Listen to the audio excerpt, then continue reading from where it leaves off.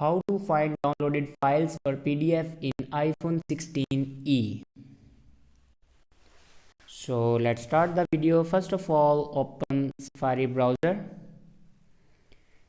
and click on this share icon. Now click on print and again click on this share button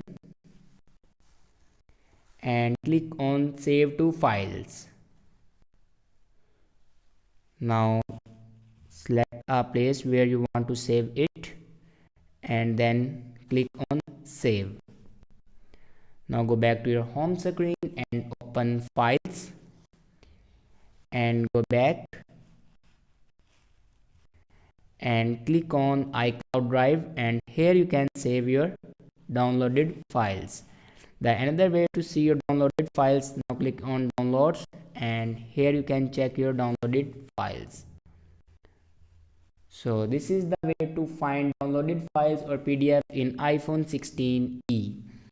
I hope this video is helpful for you. Thanks for watching.